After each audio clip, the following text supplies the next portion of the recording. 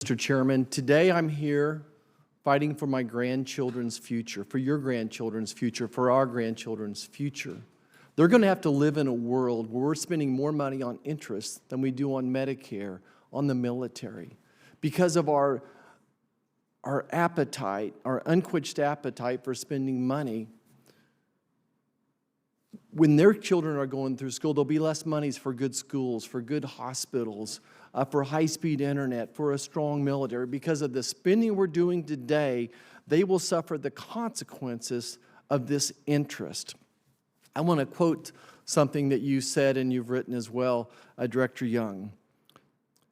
The President's budget reduces the deficit by $3 trillion over the next 10 years. I think that's deceitful. I think it's disingenuous. You've repeated here multiple times. You decrease it from what to what? You decrease it from $19 to $16 trillion. Only in Washington, D.C. do you make the claims that increasing the cumulative deficits by $16 trillion is a decrease. At the end of the day, you're adding $16 trillion that my grandchildren will be paying interest on. I think it's disingenuous, and I think the American public gets that. My first question, Director Young, how much money is the federal government going to spend this year? Senator, the budget, as many slides have shown, is about $7 trillion. Okay, how much do you think? So we're going to spend in the current fiscal year 2024, we're going to spend about $7 trillion and then $7 trillion in the next fiscal year. Is that correct? Well, Senator, we haven't put out a budget for the next fiscal year, but if you're talking about baselines, if nothing changes, calendar year 24 outlays will be about $7 trillion. This budget year, about $7.3 trillion. Okay, thank you. I would just point out that from over the last 5 years that government spending has went up over 50% with no end in sight. Next, I want to talk about budget deficits for a second. $2.8 trillion, we can blame that all on COVID if you want to. Make sure it's the same graph I'm looking at. But we continue with these budget deficits of, approaching $2 trillion and perhaps more. I don't think anyone can argue that that's the future. And then we look at our national debt, of course, that we're going to add another $2 trillion to our national debt. That's at the end of the day. Budgets be damned. I want to turn and ask a couple questions about Ukraine funding. Yesterday, Politico reported that the Department of Defense has sent $10 billion worth of weapons to Ukraine that it does not have the money to replace. Is that reporting accurate? Senator, I think no one was officially quoted from the administration in the article. I've read the article.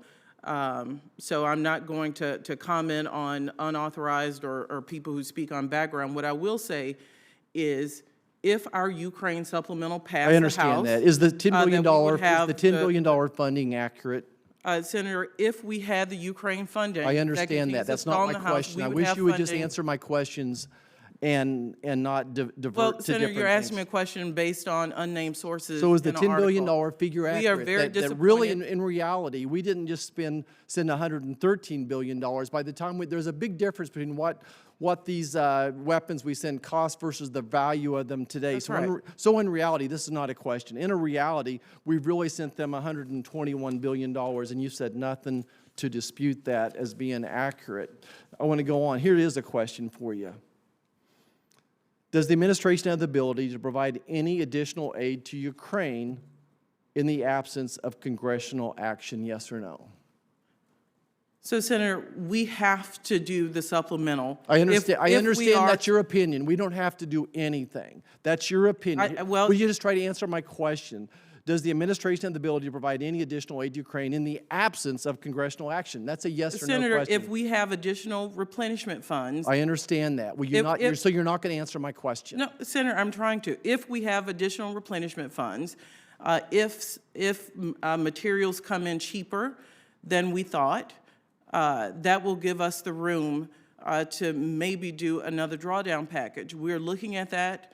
The Department of Defense goes in and buys equipment. If some comes in cheaper and we have Let me savings, ask you the we question will a do different that. way. Will this administration provide Ukraine any additional aid in any form until Congress passes the supplemental? Senator, if we believe we can do that, to your first question, if we believe we could do that without affecting U.S. readiness in a detrimental way, we absolutely will. It is the president's commitment that we will not let Vladimir Putin march through Ukraine. But we've been So told we will over and look for over by this everything we can do. administration that we need to spend another $10 or $20 billion to replenish what we've given to Ukraine. So we didn't properly account for what we've already sent them. I still think we're $10 or $20 billion short of what we Well, appropriated Senator, we're worried versus about what we defense sent. readiness past the supplemental.